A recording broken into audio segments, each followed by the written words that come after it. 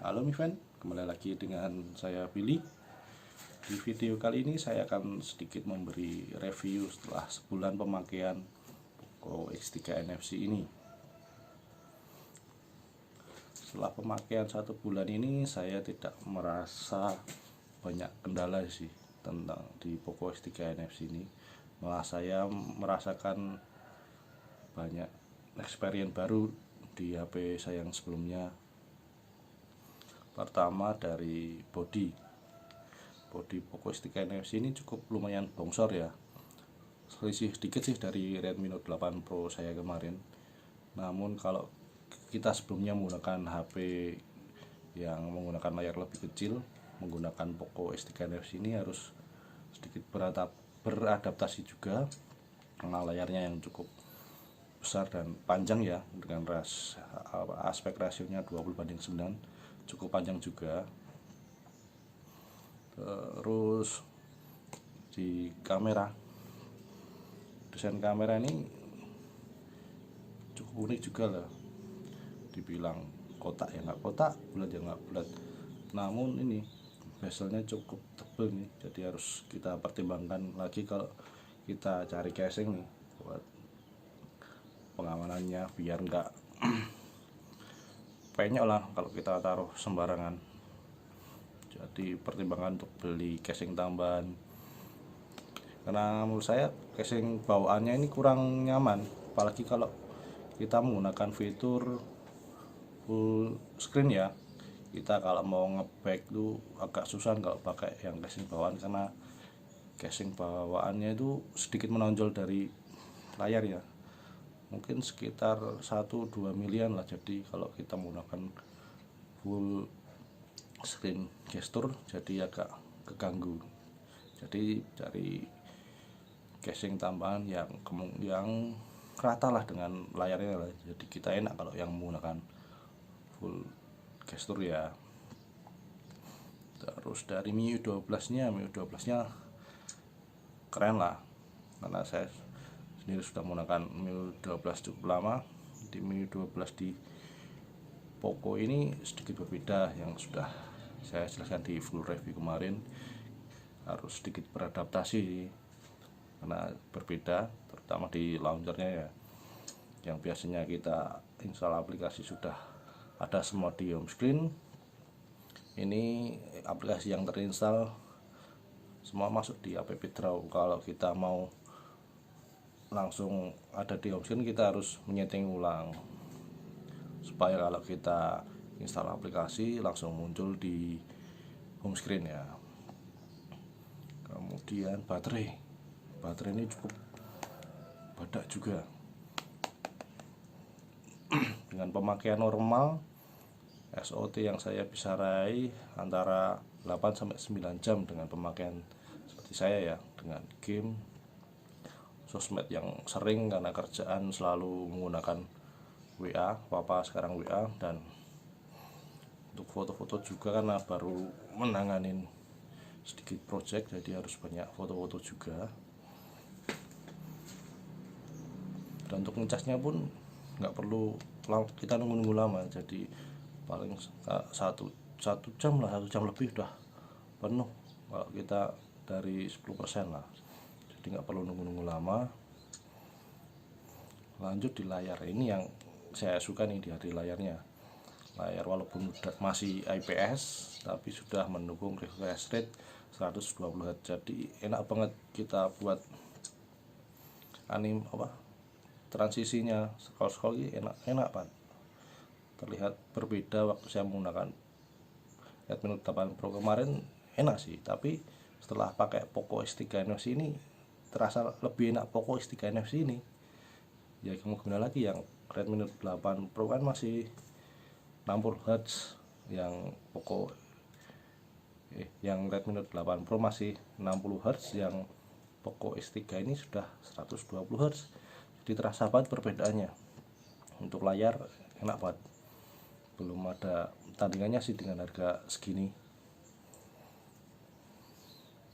Lanjut kamera, hasil foto yang dihasilkan oleh kamera belakang dari Poco X3 NFC ini nggak perlu lagi meragukan. Saya lebih suka hasil foto-foto yang di Poco X3 ini daripada HP yang saya yang lama.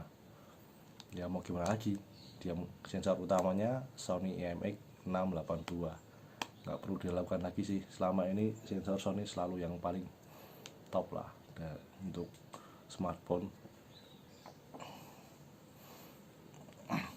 Terus NFC sih belum sempat nyoba juga ya, karena di Jogja ini walaupun ada sih yang Trans Jogja itu bisa menggunakan e-money juga, tapi saya belum berkesempatan nyoba juga karena kerjaan baru padat-padatnya juga, jadi nggak bisa nyoba jalan-jalan kayak waktu jadi explore yang lalu. Kita masih bisa jalan-jalan, apalagi sekarang baru masih pandemi ya, jadi jarang banget bisa jalan-jalan apalagi nyobain NFC. Mungkin yang di daerah Jakarta yang apa-apa sudah pakai e-money, berguna sekali sih NFC untuk ngecek e-money kita. Jadi kita nggak perlu takut e-money kita kosong ya, kosong tinggal kita isi langsung dari Poco X3 News ini pun bisa. Jadi nggak perlu repot-repot ke ngisi ke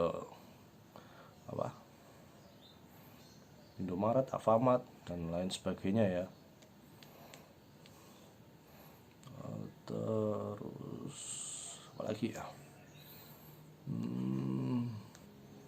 oh iya, speaker dari Poco X3 News ini gokil, udah 2 speaker stereo. Jadi kalau kita misal nonton film, enak banget suara yang dihasilkan kan stereo, jadi enak banget.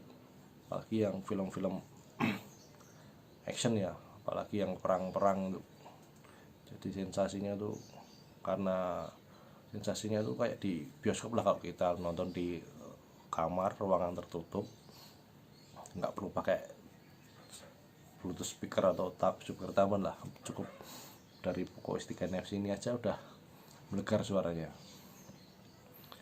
Overall lah semua Poco X3 NFC ini tidak mengecewakan sih, malah lah saya lebih banyak terkesan daripada kecewanya. Ya mau gimana lagi, dengan harga 3 jutaan lah, mulai 3 jutaan kita sudah mendapatkan smartphone yang super paket lengkap lah. Layar 6,67 in 120 Hz pula, kamera belakang 4 buah, kamera utamanya 64 megapiksel dengan sensor Sony IMX682, kamera depan 20 megapiksel, baterai 5000 mAh, sudah NFC. Pokoknya paket lengkap lah ini Poco X3 NFC ini. Kalian nggak akan rugi membeli Poco X3 NFC ini. Dengan harga segitu kita sudah mendapatkan smartphone yang paket super lengkap. Segitu aja review sebulan pemakaian saya. Sebelumnya saya banyak ucapkan terima kasih kepada Om Alvinse, Xiaomi Indonesia, dan admin Mi Community yang telah memberi kepercayaan dan kesempatan kepada saya menjadi salah satu explore Poco X3 NFC ini.